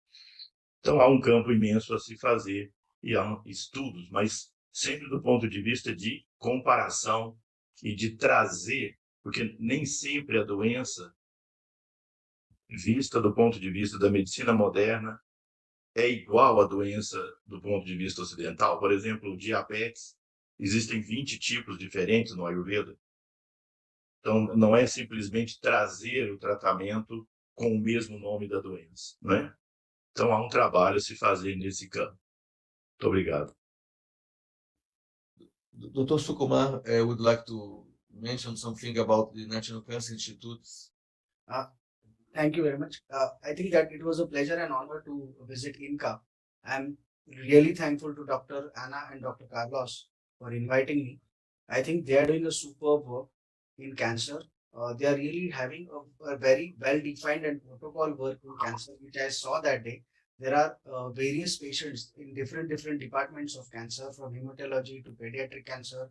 I myself could see the patients, and the immense evidence work they are also doing is really commendable. I think if we go hand in hand with the alternative medicine together, I think integrative approach will really will give a very good results, especially for these patients who are there in this hospital.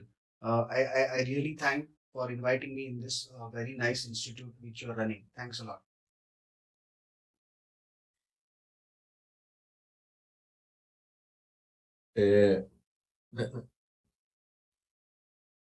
Carlos, would you like to talk something? Yeah, thank you very much, Dr. Sukumar. And we really think that we could design some protocols to develop research and put together the Ayurvedic treatment with the traditional treatment with chemotherapy. And we think that for improve the quality of life, but also to reduce the toxicity, we have many opportunities to investigate.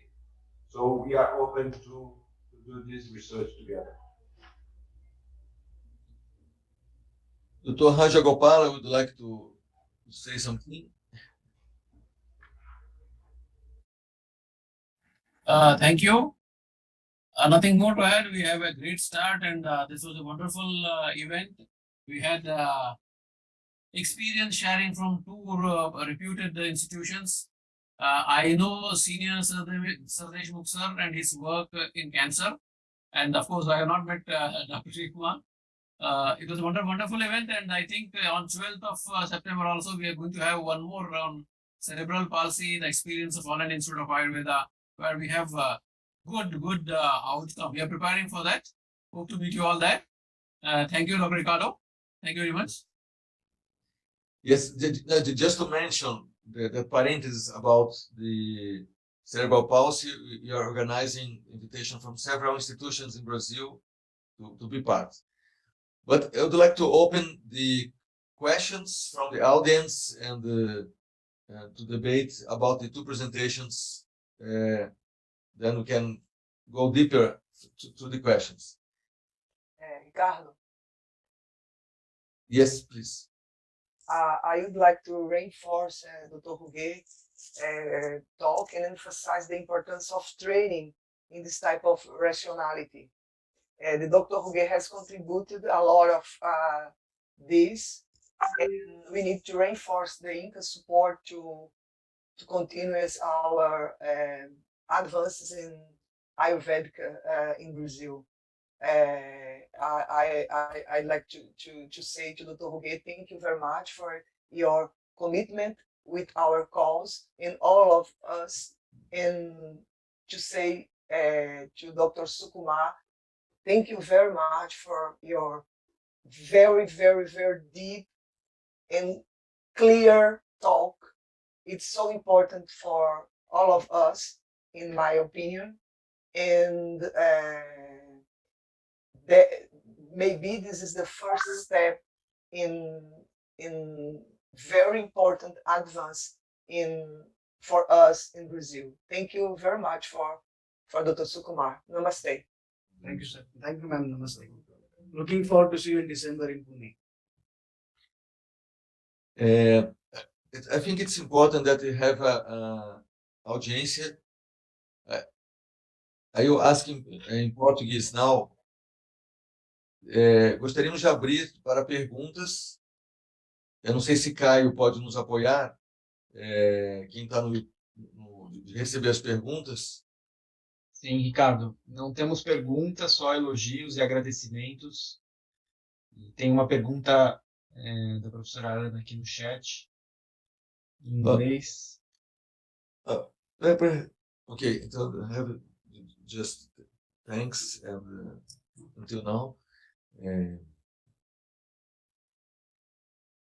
Eu vou procurar. Eu look for in the chat. Doutora Ana Rodrigues. You can talk, Dr. Ana Rodrigues, directly. Oh, thank you. Namaskar, Dr. Sukumar. Namaskar, Dr. 𝗏𝗏𝗏𝗏𝗏𝗏, everyone here. So I just have a question. Thank you very much for your explanation. And I'm a doctor here in Brazil also with Ayurveda also since 1998. So it's a great pleasure to hear you both and everyone here. And I missed your workshop, Dr. Sukumar, on Saturday, but I was in another project. So I hope to receive the record of your talk. So I just have one question, and I wrote in the chat.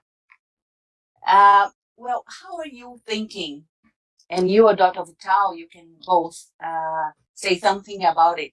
Having understanding a little bit from the Ayurveda status in Brazil right now on how we can work together with cancer patients, as we do not have so many doctors, not quantity of herbs actually available here working with Ayurveda.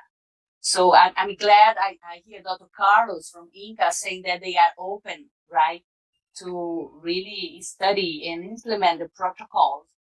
But I just want to hear your thinking as much as you had already saw from the INCA and being there with Ruge and in our work. So I mostly work with Panchakarma also. So thank you once again, and just want to hear your thoughts.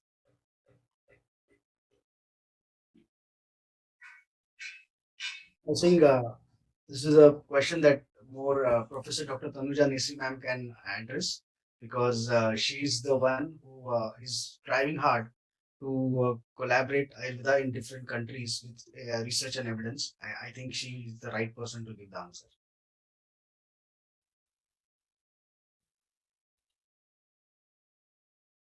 Yeah, the question is how do we have the collaboration with the centers, right, Dr. Sukumar and Professor? Yes, actually, yeah.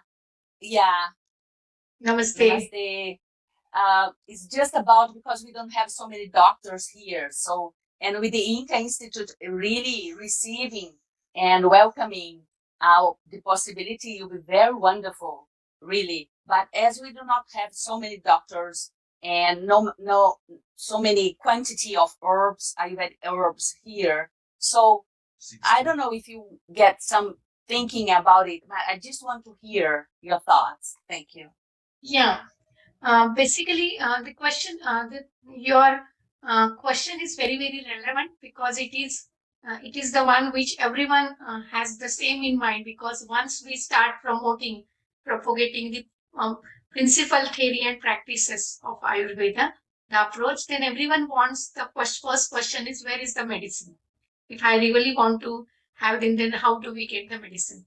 So there are many medicines which are available from India, not as a medicine, but the same plant in the name of the supplements, herbal supplements, food supplements, it is available. But more importantly, what is more important to have the approach, understanding of Ayurveda, and maybe we develop the practices and the applications which are true to the local native, the local. So your local food, local herbs, and the local medicine. How do we understand the Ayurveda principles into that? And then that could be more user friendly. That's very important, and that's the way how it is to be promoted. But how to understand, how to know the Ayurvedic principles in the Brazilian food, in the Argentina food, and in Argentina and in Brazilian herbs. For that, we need to have more understanding, and for that, we are there. And many Ayurveda institutions in India, we can, like we meet online, sometimes offline, sometimes you can come, sometimes we can come, or we can also discuss online. Then that is the true crux, the final goal. Maybe if the building is 10 step, then the final aim is to develop the Ayurveda customized to the Brazilian, develop the Ayurveda customized to the Argentina and the entire part of the world. That's the ultimate goal. That is how it purpose the human. But the beginning is the spices, kitchen herbs, which can be like cinnamon, black pepper, whatever we use. The spices are available everywhere. Some common herbs are available in India, in Ayurveda practice, and in Amazon, in Brazil, in Argentina. We can identify those and can be used. That is very easiest way. And the third immediate quick fix, we can say, we can have the export of what we are using and which is really evidence based, practice based, that can be made available readily, and which is common. That is the most easiest step. But for before that, even there are regulations. Then you can start using the food, nutraceutical, spices, kitchen pharmacy for the treatment of the small ailment, prevention, diet, lifestyle, value, like whatever is the conventional treatment, you can add on the support. And also there are many pharmaceutical manufacturers, they have the products available in Brazil and in Argentina. And All India Institute of Ayurveda and many others, we can have collaborative programs where we can have more and more orientation, starting from the superficial to deep understanding about the principles and application. Thank you. Yeah, thank you very much. It is important for all of us to hear your point. Thank you so much, Dr. Tanuj. Thank you. Welcome. I would like just to add that we sent to Dr. Tanuja a list of about 60 medicinal plants in Brazil that grow, that have direct correlation with the Ayurvedic. Dr. Ananda Rougier, Dr. Rougier sent to us, and we have a big opportunity here. It's not so few plants. It's about 60. Oh, great! That's really great. I think it is a treatment of almost all. And I'd like to I have a question to Dr. Sukumar about the indigestion. Indigestion. But you mentioned the mental perspective. Right. I'd like to know the connection between the gut and the brain and the mental health and the digestion. If you have the concept of mental indigestion in Ayurveda. Right. So actually, Ayurveda is a science which believes not only in physical health but also mental health and spiritual health. So basically, mental imbalance, or when we say there is an imbalance of the mind due to any reasons, it can be stress, grief, fear, whatever the reasons are. According to that, the problem it triggers the mental imbalance, and which immediately affects the digestive system.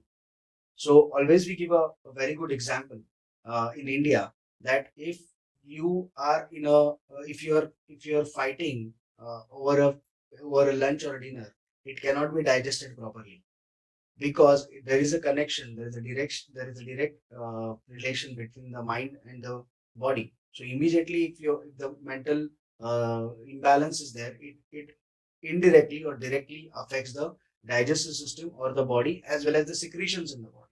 So I think this is what the correlation between the mental health and body can be done. Thank you very much. We have a question. Just one thing to put. We were talking about the herbs which are available in Brazil. I totally agree with Dr. Tanuja ma'am that whatever is available here, first we research that and we can use it in different diseases. I think Dr. Ruge has been doing extensive work in this. I have been seeing his institute from last many days, and he has already done a lot of work in that. He's not only talking about it. He himself has planted so many herbs here, and he has been using it in different medicines and stuff. So I think that is possible in Brazil. Thank you. So I saw now the hands open. Doutora Fátima, Dr. 𝗏𝗏𝗵𝗺, and Doutora Paula. I would like just to add that we received from the YouTube a question specifically about the training for the nurses, to nurse. If you have training of nursing in Ayurvedic oncology, and after we can have the question from Dr. Fátima, the nurse. So regarding the training of nurses, also I think first let the expert Dr. Tanuja Nesri ma'am tell, and then I will tell mine.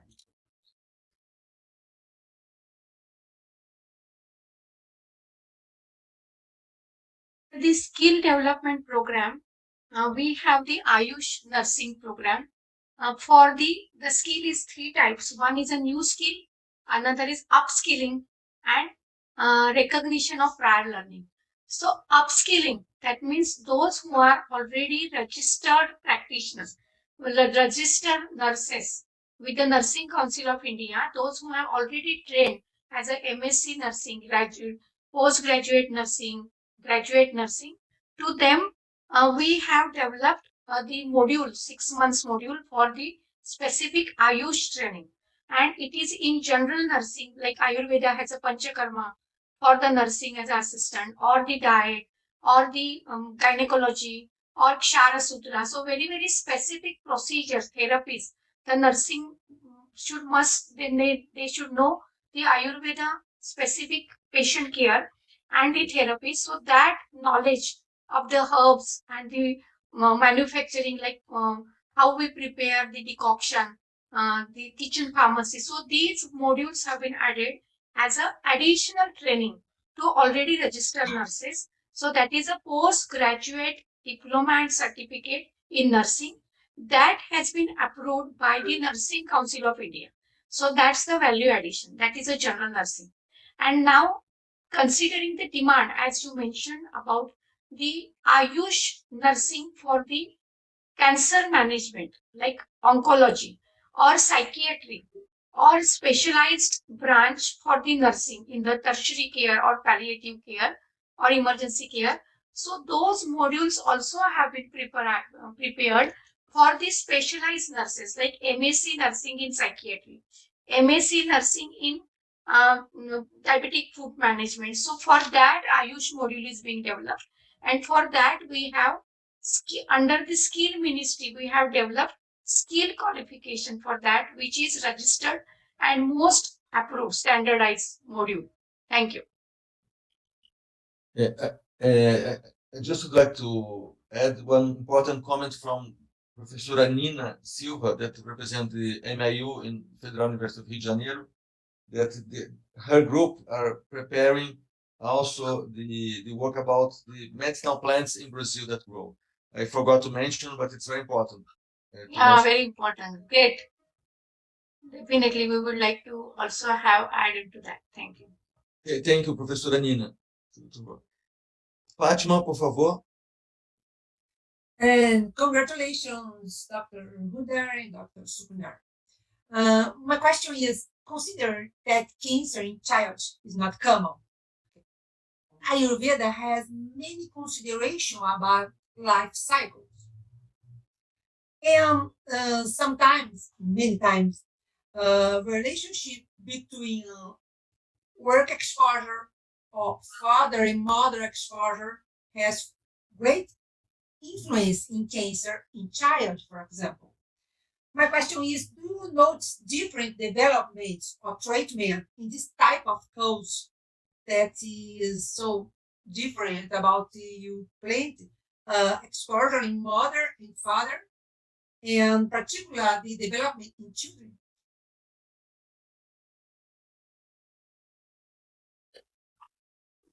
Sorry, it's not good English.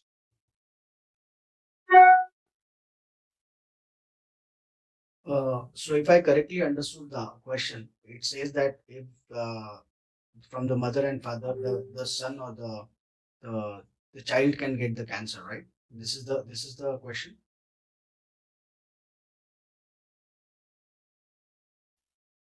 Exposure, particular exposure in pesticide, something like this. When you have exposure in father and mother, and so is it possible to develop? I don't think so. That is there. Yes, lifestyle in Ayurveda it has been told, or we can see also in many patients when we have an experience that not proper lifestyle is one of the reason for cancer. Usually, yes. If you don't have a proper daily regime or a lifestyle, it may affect your systems and it may cause cancer. So I don't think so that from any other because we can also see that many chemicals have been used all over. There is pollution, but also whatever the food we eat or we are eating, we don't know it is totally organic or not. And chemicals are also one of the cause of cancer nowadays. So I think this is definitely yes. These type of things are causing, they are cancerogenic or they are causing cancers. They are the positive factors for cancers. But I don't think so by any mother or father who is having cancer who can expose to the child. And the question is if there is a different treatment of the children that have the cause. No.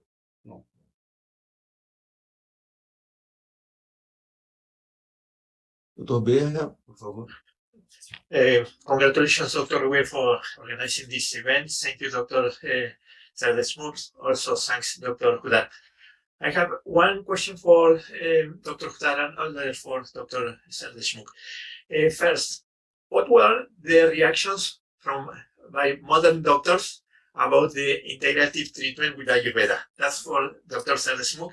And to Dr. 𝗂𝗵, you had mentioned 7 different strategies for the management of cancer. If there are any publication or any place where to look about that different kind of strategies. Thank you, sir. I'll just give my answer of the question of how was the reaction of the modern doctors. I'll be frank with you. When we started this project in 1994-96, there were not many modern doctors who would believe in Ayurveda. That was the main thing which we faced. It was one of the toughest things that we faced. But there were many also nice radiologists and oncologists who believed in alternative medicine. And they thought that Ayurveda, a traditional science which has been there for so many years, can help to reduce many side effects. So that was the aim which they came to us. And that was the reaction was first time was not so much helping. They were not supportive. But as we got the results over the time, we could see many patients, we could treat it together and we could see them the results. That time, more and more oncologists and oncosurgeons and radiologists started to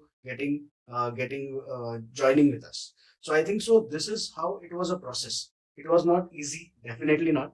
But yes, now I think so. In this, at this point of time, many oncologists are open. They have opened the doors for traditional medicine to come on the board and to be into the integrative medicine together in the frame of the integrative medicine. So I think now it is more easy for us. Yes, thank you, Doctor. Dr. Paula would like that. I think he's here. Doctor, I asked a question to Dr. Yes. Yeah, pardon. Can you please repeat what you were asking? Yes. In your presentation, you had mentioned in some diapos about 7 different strategies to different kind of patients. And I ask you if there is a publication about that, or there is one standard operative procedures at the All-India Institute of Ayurveda published, any place where we could look about that different strategies, please. Cases about the cases which are mentioned, you are telling about. Yes. Yeah, actually, we are under publication of the single case reports, not exactly the whole data of this one. We had 2 to 3 very significant result what we got, such cases are ready to publish actually. Just now, it's not already published. They are on the way to publications. And this is just which are shown is data which we saw patients here, and we are regularly seeing those which are highlighted. We have statistics of that, but not exactly it is published as such. Thank you. Hope to be that you will publish this data very soon. It will be very sure. We are looking for that. In a good platform, we are looking for, because we had very good results in a few cases which are really with evidences, with MRI reports and everything we have. That's why we are looking for a good platform to publish. Excellent. Thank you. Thank you, doctor. Congratulations for your work. Also for that service. We have another question from Dr. Paula that have to leave. I will do first in English, then I can translate to Portuguese. My Dr. Paula from the Ayurvedic Committee. My question is that we need to look the training and specialization into our health professionals in an integrated way between the Ayush Ministry, our India Institute of Ayurveda, and our universities to promote the Ayurveda in the practice in the health system. Maybe this is the first step that we need to organize. As Dr. Tanuja mentioned, now the question is how Dr. Tanuja looked at proposal and in general, how to promote the training.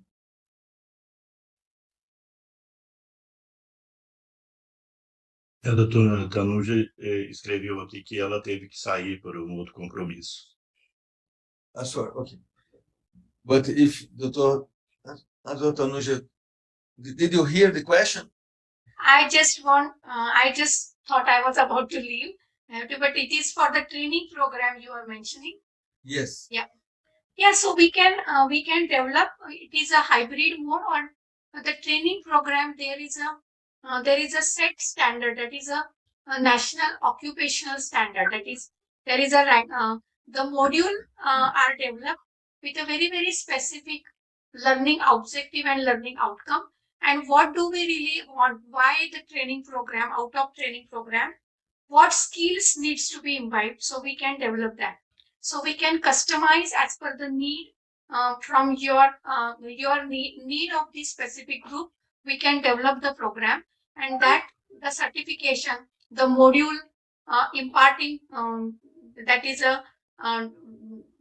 a training operational part, and the evaluation part and certification part. The 1, 2, 3, 4 steps we can develop, and we have 12 training programs which are already registered, certified, and standardized. So we can develop this international way training program, and we can standardize that as well. So one group is trained, but the second and the third group will also get the same training and the basic, and then it would we will have the stage 2, that is advanced, and then the advanced. So we can develop a standardized module, and we have the expertise in developing that, because we have the Ayush subsector skill council. So any type of a training program can be developed under this, can be registered as well. Thank you very much, Dr. Nuz. Then we can discuss later the details about the. And thank you very much for all enthusiasm, and I really congratulate the organizer Ricardo, George Bera, Exine, and I also congratulate Dr. Sukumar Sardeshmukh, Dr. Guddar, and everyone who had joined. And we look forward, and we are most welcome for meaningful collaboration to take the activities ahead. What is the next? Maybe next can be the training program. So you are most welcome. You please give us your query, and we'll come out with it. We'll reach you mutually. We can develop the training module for that, which includes theory, practical, demonstration, and clinical as well. Thank you. Perfect. Thank you very much. I think to conclude, we are on time. Perhaps last question you could open. Now, if someone have the last question, then you can conclude in a good way. and I can do a quick resume of 5 points that you discussed. I think Carlos José from Inca was with the hand. Carlos José, please. Yeah. Thank you, Kyle. Thank you, Kyle. I just want to make a comment. As I am a medical oncologist and I did my training in Ayurveda with Dr. 𝗦𝗂𝗵𝗵𝗺𝗂𝗵𝗵 in 𝗦𝗂𝗵𝗵𝗵𝗺𝗵𝗵. And I think that this proximity that we are building right now with institutions, with the non-governmental like ADZIM and governmental like INCA and 𝗦𝗂𝗵𝗵𝗵𝗵𝗵, for example, here in Brazil, and also the institution abroad in India, it's an opportunity to start to talk about Ayurveda within the program of new oncologists. Maybe trying to expose them to all this knowledge will be an opportunity to get this new oncologists, traditional oncologists, learning about the opportunity of to learn with this traditional knowledge of Ayurveda. So thank you for this opportunity. For me, it's like a dream as an oncologist to see in my institution, traditional institution, we are now talking about Ayurveda. I think your last sentence represents the entire event, Carlos. Your dream, it's our dream to implement in a evidence-based and a good training the Ayurveda in Brazil as other integrative oncology approach, but now we are in the moment to promote with a high standard connection with the Minister Ayush. I think it's a good opportunity.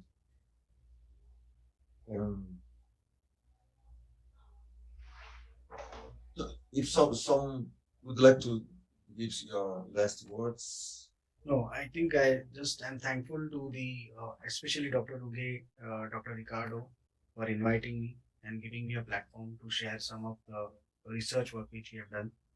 Thank you again, Dr. Tanuja Nisri ma'am, for her valuable support as always. And I'm happy to be in all stalwarts and to exchange some of the research work we have done in cancer. And I think Ayurveda really plays a very important role in integrative oncology. And with evidence and research based, definitely. And also standardization of medicines is very important in such cases. So I think let us come together on one platform and strive for the same aim that let's bring Ayurveda in one of the frontiers for getting the treatment for oncology. Thank you very much, everyone. Thanks a lot. Dr. 𝗦𝗂𝗵𝗵𝗵 would like to say the last words, please.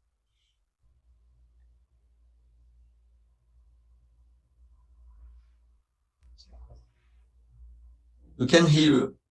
It's mute. Yeah, it's nice to see the effort for the integration, and we are also on the same path within the integrations inside India with allopathy and Ayurveda. The similar things, what possible best possible ways suggested by our director, Professor Tanuja Nisri Madam also, those at that level we can collaborate and start. So the hurdles which Dr. Sukumar has also told, nowadays these things are getting resolved slowly because we are also aware about safety and efficacy of these drugs which we are using, and we are aware and we are patient concerned as others can, and they are understanding our languages, and with mutual understanding definitely we can go. The resistance is because they don't understand the things what we are doing. That's why the resistance is there. Once they understand mutually, definitely the way is open to everyone, and we can do great things. And we have a good platforms also. So I think we can do well. So all the best to everyone. Thank you. Thank you very much, Dr. 𝗦𝗂𝗵𝗵𝗵. To conclude, I'd like to mention that cooperation started now with integrative oncology, but to invite everybody to our next webinar in connect of that cooperation that will be about pediatric neurology in the field of cerebral palsy, paralysia cerebral. We already connected the hospital, reference hospital in Brazil, that it's Hospital Cruz Verde, connected with Federal University of São Paulo, to be part, and the Society of Pediatrics in the neurology also. We would like to mention that the step of implement the natural products from Ayurveda, we also want to bring this discussion to our regulatory agency, Anvisa, that we started to talk about this, how to promote the standard access medication, access to medication in public health, and the long COVID project connected with the Federal University of São Paulo and Federal University of Rio de Janeiro, and other universities can join us. We believe that training and research will be very important to promote all that field in the next future. Then, in name of the 𝗵𝗵, I'd like to thank everybody, all the audience. We want to translate the webinar to promote in Spanish and in Portuguese. The Dr. Berger can help us to make the subtitles. We can organize this. And we would like to thank also to the TCIM American Network that we belong, that engaged 17 countries in America to be part of that movement that started in Brazil and Argentina. Thank you very much.